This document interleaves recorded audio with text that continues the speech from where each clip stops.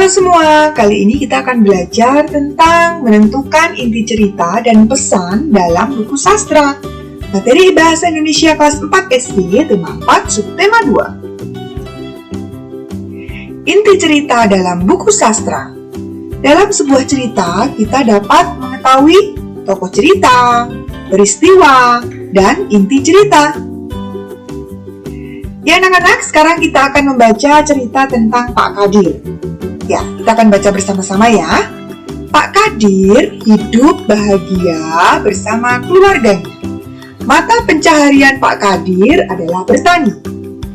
Ia memiliki sebidang sawah yang tidak terlalu luas. Namun, berkat kerja kerasnya, hasil sawah tersebut dapat menghidupi keluarganya. Suatu ketika, wabah hama menyerang sawah para petani. Pak Kadir sangat sedih.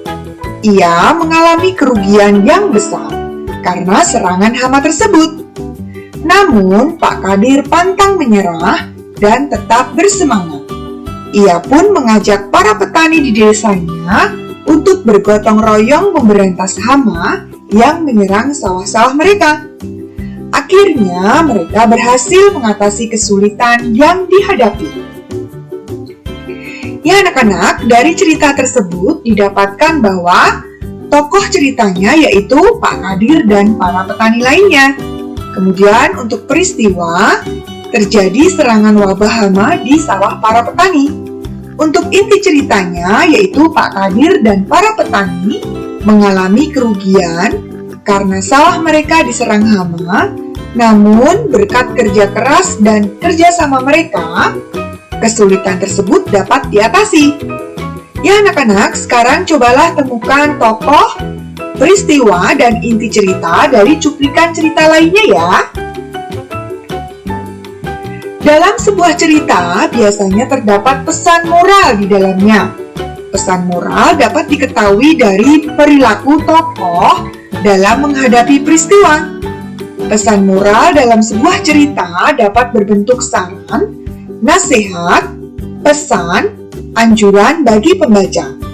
Pesan moral tersebut dapat ditemukan dalam cerita tersurat atau langsung, atau secara tersurat atau tidak langsung.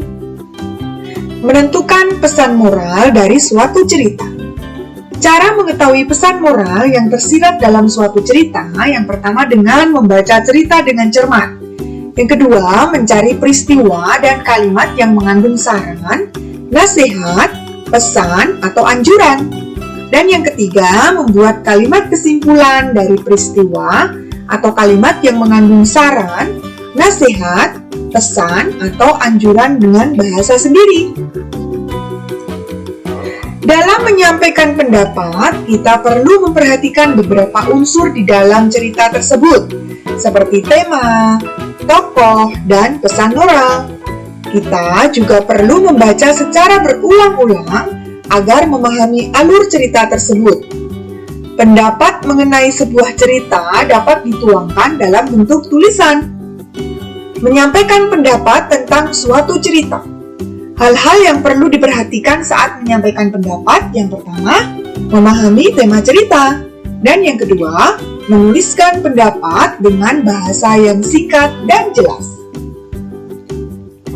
Memberikan pendapat pribadi tentang pesan moral dari suatu cerita. Apa itu pesan moral? Pesan moral merupakan pelajaran berharga dalam sebuah cerita yang dapat kita jadikan pelajaran dalam kehidupan sehari-hari. Kita dapat memberikan pendapat pribadi mengenai pesan moral sebuah cerita. Pendapat tersebut sesuai dengan pesan moral yang disampaikan. Demikian penjelasan dari Ibu Guru. Terima kasih, selamat belajar, dan tetap semangat!